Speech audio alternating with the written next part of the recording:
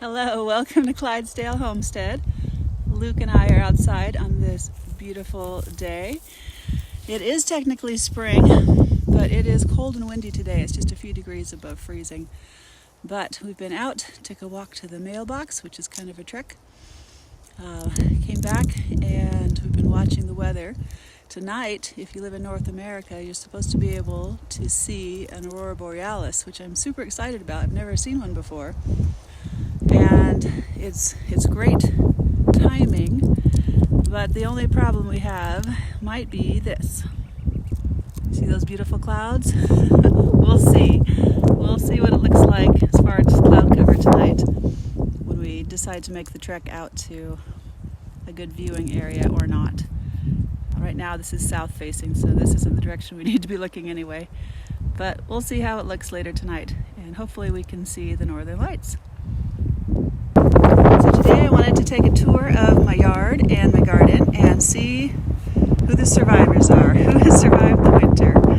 And I know we've got some native plants who obviously will survive because they have done so without anybody's help for a very long time. And also check on some of the plants that I planted and see how they're doing. So I hope you join me, and if you like this video, please subscribe and like it. Leave me a comment if you'd like. If you have any questions or want to know what we're up to here in North Idaho, put it down below. So let's get started. Okay, let's start right here. This might not look like much, but I can see an old seed head here. And if you look down at the base, you'll see these feathery, ferny leaves. That is a common yarrow, and that grows wild up here, and it's got beautiful white flowers on it. Sometimes the cultivated variety has yellow flowers. This one has white, and that's a fun one I like to harvest. So, yarrow survives. This is a great perennial vegetable to grow in your garden.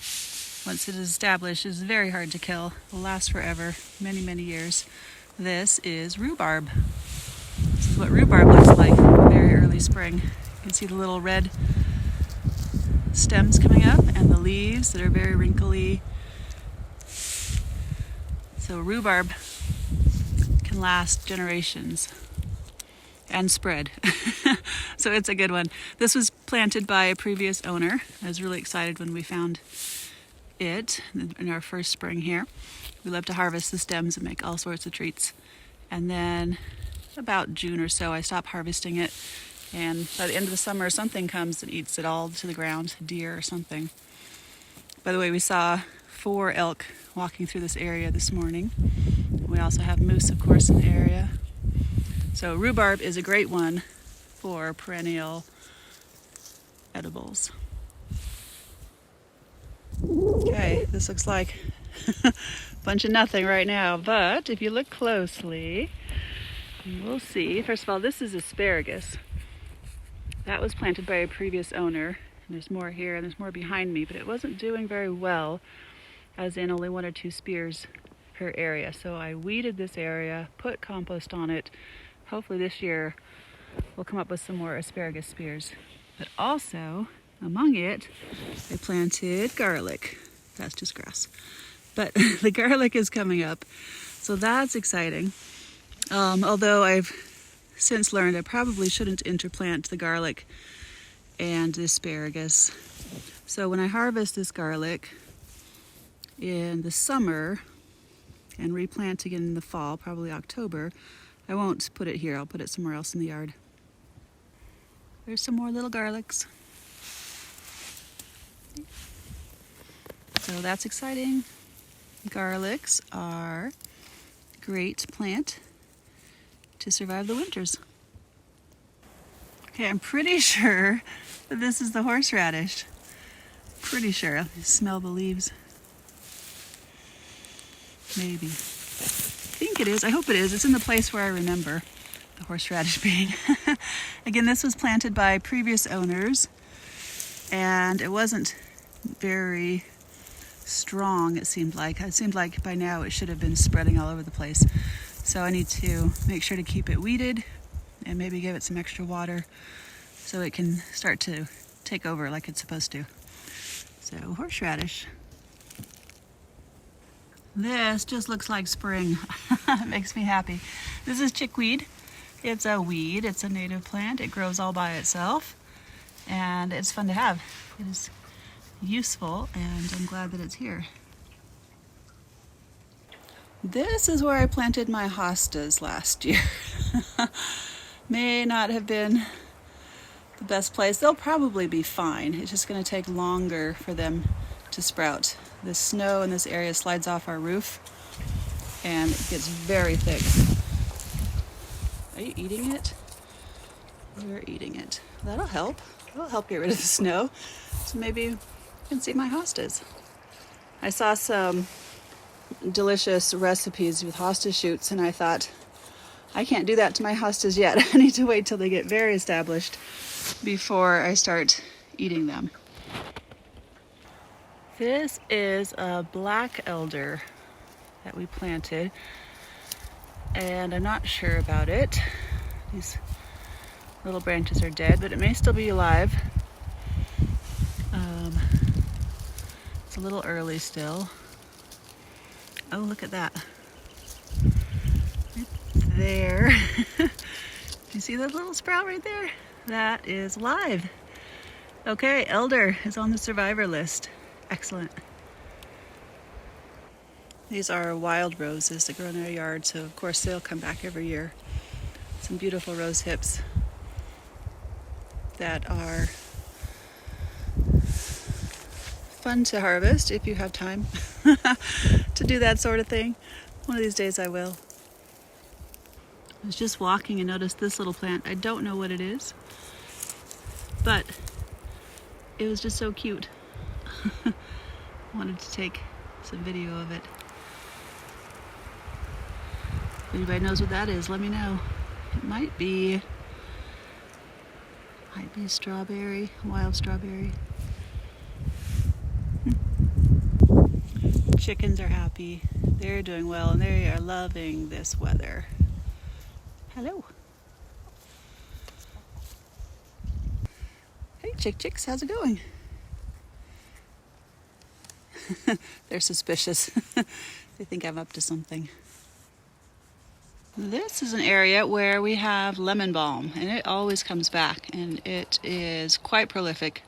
Makes way more than we can use. But it's still quite under snow. This is on the north side of our house, so it's got a ways to go. Luke's doing his part. Okay, this also is a volunteer, maybe planted, I don't know. It's either oregano or a marjoram, and it's already making little leaves. It's coming up quite a bit, so you can see that.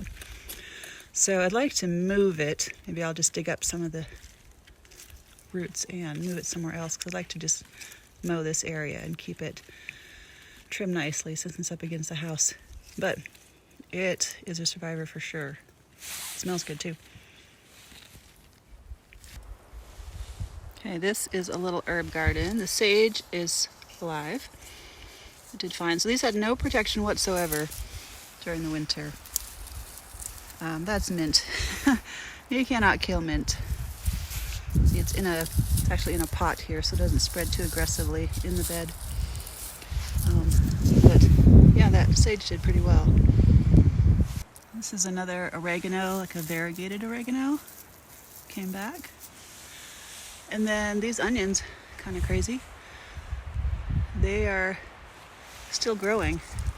And these were planted from green onions bought from the store. And they survived the winter. I think that's kind of crazy. These are some more of my garden beds. This is mullein. It survives. You cannot get rid of it. It's so fuzzy. I have a lot of this dried that we use in teas or steams, especially for respiratory things. So it pops up wherever it wants to. Okay, now I'm upstairs in my balcony garden. I'm sorry it's so windy. We're going to see what survived in the beds up here. So most of these beds I had planted in annuals. I did not expect anything to survive over winter. But I just noticed in this bed I have a couple strawberries, which is funny because I did not plant strawberries in this bed, but there they are. So I'll move those to the other strawberry beds, which are over here. And these strawberries look great. So I did absolutely nothing to them. We didn't cover the beds. I just laid down some of the old plant material that was in here as a little bit of mulch. It's not really much. This whole area was covered with about 2 or 3 feet of snow during a very cold part of the winter, so that definitely helped as insulation. I also have some asparagus planted in here. Don't know if it's going to come back. I know that my other asparagus in the yard wasn't poking up yet, so I won't give up hope. But we might have asparagus in here also. It's kind of an experiment having the asparagus in beds. This is another bed of the same thing, strawberries interplanted with green beans last summer. Those did really well. And more asparagus. And now it's a basil. So I'll probably have basil popping up in this bed also. This is a cold frame box. You can see there was a big mullein in there. And I had things like lettuce, and I'm not sure if that's anything important. Probably not. But I did notice that back there is thyme, and the thyme came back. This is my other cold frame bed, and you can see that the chives have really enjoyed their spring. I actually have harvested this once already. We don't eat a ton of chives, so it definitely needs more headspace. But I think if I took this frame off, it would be too cold for it still. So it's just gonna have to be squished for a while. And then I had another sage in there. It doesn't look too good. We'll see if that comes back. This was another great experiment. I planted some broccolis, maybe cauliflower, really late last summer. And they didn't really have enough time to take off. So all I did was I put this empty tote over it and left it all winter. Covered with 3 feet of snow. It didn't blow away. I was pretty amazed about that. And look, it's still alive. I don't remember if it's a broccoli or could be Brussels sprout, could be a cauliflower. I don't know. But it's definitely still living. So all I did was put this tote on it for the winter. It's in a raised bed. Pretty excited about that. This one, let's see. You know what? I think that's alive still. That's pretty amazing. Huh. Okay, keep growing, little plants. The last bed over here was zucchini, so they don't survive the winter at all. But I also planted a plant that I got from my friend. She dug it up in the gravel. It was growing between 2 of her beds in her greenhouse in the gravel. She said, "Here, you can't kill it." So I planted some red orac, and I was just noticing it's not an annual, but it will self-seed. There it is. There. And there. So if you don't know what orac is, it's a cold weather leafy plant, and you eat it like spinach. So you can cook it or eat it raw. And it comes in red or green. I think the red is really pretty purple color. So it looks like I'm going to have plenty of orac. I left all the seeds on the plant. And so I might have too much in this bed. I might be overrun with it. We'll see. But I think that's a good problem to have because I had absolutely no time or energy invested in planting these seeds. This is one of the plants of the orac that died last year. You can see the seeds. That's what they look like. So I'm pretty excited about the orac. It's a cold weather plant and looks like it's a winner for this area. case you've seen some of these white pellets in my soil and are wondering what they are, those are airsoft pellets. They're not going to grow. Got to get my son to come and pick these up. Okay, back in the house. Thanks for joining me on this tour. I am very pleased with all the plants that survived the winter. I think everything that I was hoping would survive did survive. And that's really important for my goals on the homestead, is to do as little work as possible and get as much edible and medicinal food from the property as I can with the least amount of work. So those are great. If you have plants that just grow on their own, you don't need to buy seeds every year. You don't need to give them special attention to make them survive the winter. Those are the plants I choose. So thank you for joining me, and I hope you have a wonderful spring. Try to see the aurora borealis if you can tonight, and I hope we can too. Take care. I'll see you on the next video.